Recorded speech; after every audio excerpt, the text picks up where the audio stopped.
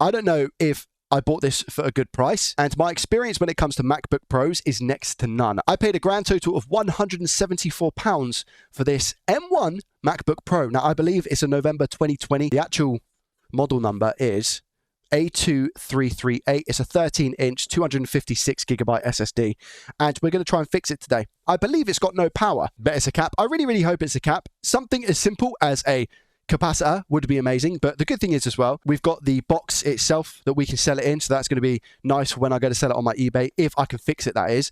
Do you know what? At 174, even if I'm unable to fix it, I'll be super happy to keep this for parts, because I believe the screen and everything else is okay. Let's check over the condition. I can see some sort of a mark actually just on the bottom here. Can you see that? But it's the space gray. Now, space gray, personally, is my favorite, and I don't know what else I've got in the box. Some menu stuff, warranty bits. I don't think there's a charger. Nothing else is in here. So usually the charger would go in here, right? And we don't have that, unfortunately. 174 with the charger would have been a steal. But without the charger, I don't think it's too bad, you know? I think it's, I'm going to say okay. But I don't know the price points of these MacBooks. The condition of the inside is pretty much spot on. You can see some little greasy marks where somebody's, had some crisps and then decided to mash the keyboard, because that happens to the best of us. Now, again, it's a no power. So I think what I need to do is go ahead and plug in our ammeter to see what it is that we're drawing. I think we've got a USB-C port. Yeah, we've got two USB-C ports over here. Okay, so up here we've got our ammeter. When I plug this in, and the ammeter that I've got is the Paul Daniels one, this supports up to 100 watts because that's what I've plugged into it. And I believe that's as high as it goes. Well, it's 28 volts at 5 amps. 3, 2, 1. Nada. I get nothing on there as well. Okay, I'm just going to turn the cable around because sometimes... Oh, nothing. Nothing that side. Nothing that side. So we're completely stone cold at the moment. I'll try the other USB-C port because there is another one. Nothing there either. Turn it around just to make sure that we've tried both ways on each port. We've tried both ways on each port. So we're getting nothing. Nada, zero. That's a bit strange if you ask me. Not that I wasn't expecting to get absolutely nothing, you know. Because I believe these are 20 volts. So I've got my white tack here, and what I'm going to do is close this. I'm just going to rotate this, so then I know exactly where these screws are going to go, and then I can add different layers to this, sorry, if I do wish so, you know. Joey, not from the back. Not from the back? Screw under the pads, front corner, lift edge at front, and then slide towards you. It's on magnets between these two screws. Here, slide towards you. What is going on? I felt it. Okay. So it popped up that end. So pop up both sides. Oh, okay. Okay, all right. Have I been scammed? Why is that unplugged?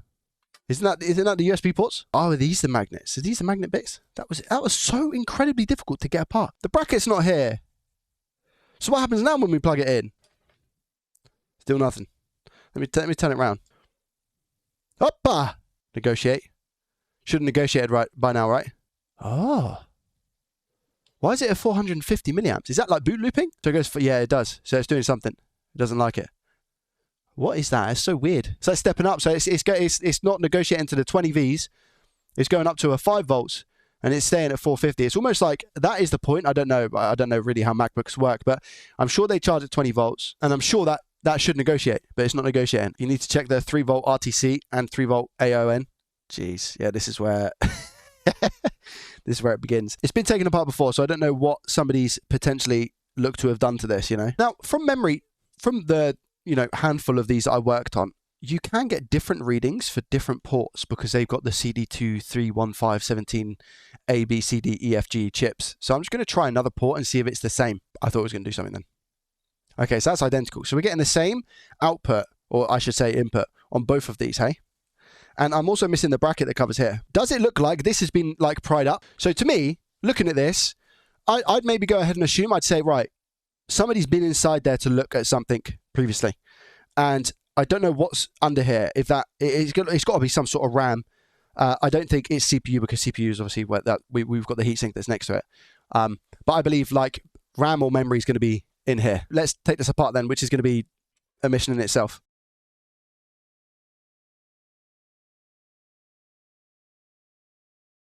Whoa! Okay, all right. Let's just go and... Should I unscrew the ports? Should I unscrew the ports so then I can do some testing? Makes sense, doesn't it? I don't know if that's going to be any good. I should probably screw these two here so that I can just have it on here constantly without having to always plug it in and out, you know? So I'll put that there. I'm going to plug it in now and see what we get without battery. Probably don't need to do this, to be honest. I want to see if we get the same. 200 milliamps. It's less now. Oh, there we go. There's the little reset that we was experiencing before. I wonder if it's now going to go back up to 200 or so. Yeah, so look, without the battery, we get 200 now.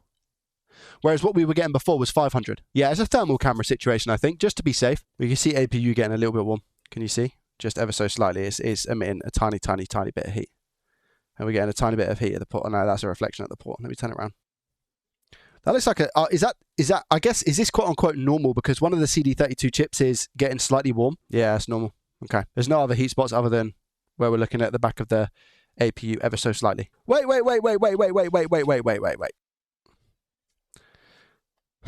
That doesn't look normal to me. Oh, it's all over? What do you mean it's all over? It can't be all over just like that. What do you mean? They've pulled the USB level shifters. I'm not going to go ahead and pretend like I know exactly what that is.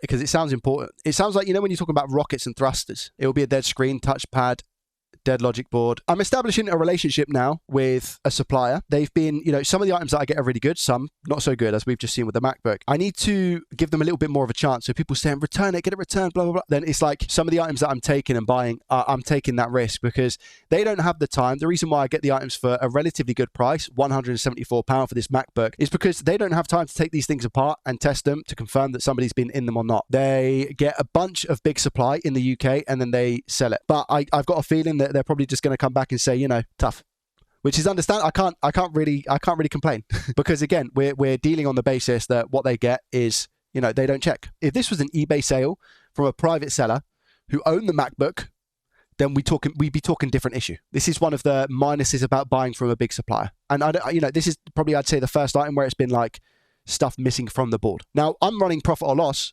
season 3 on YouTube, whereby I'm £4,000 deep, should I say, with this supplier.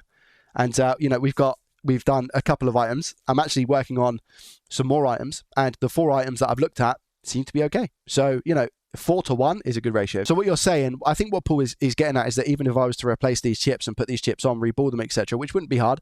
I mean, it's a 5x5. So what's that? 25 ICs, 50 in total. Wouldn't take me long at all. Plus, you can get stencils for this. What Paul's saying though is that we're more than likely to have a short on the APU, which is why when they removed this, they called it quits. If you have a look at as well, look, can you see on the clamp on the heatsink that that's been taken off before? So I think they've taken this off. They've probably done exactly what I've done, injected, and or just put in the power, and they've gone, oh yeah, that's about APU. You can see there's all sorts of fibers and stuff around here. I'm just checking the board to see if there's any other indications of things that have been tampered with, taken off. Happy to buy off eBay. Josh, we don't even have to go with we don't have to go with eBay if you don't want to, mate. I take it all unless you want to keep the motherboard. I've got a few working motherboards, but shocking chassis. If I put this back like this, because people were saying the screen is 175 on its own, but would you take it for 150 with the box? Because I can literally just put these screws back in. Bob's your uncle. Unless you want these screws as well, but I don't know if you do, because they're all motherboard related anyway. So if I keep that, which is here, look, if I keep that and sell you the chassis and the screen for 150, would you be happy with that? I do 150, 100%. Is that okay with you, mate? 100%? Okay, mate, yeah, let's do it. No, it's not profit or loss. No. That's an unfortunate end. But sometimes you just need to know exactly when to call it. It looked like somebody had done so much work to that MacBook Pro, it just wasn't worth it. So we have essentially not wasted £174 because I've also managed to sell it to somebody for 150 with just the screen itself and the chassis. So we've not made any profit. We've lost a little bit, but sometimes that is the risk that you have to take. If you did enjoy watching this one, please consider hitting the thumbs up button. Subscribe to this new channel if you're new around here. And as always, I shall see you in the next one. Peace.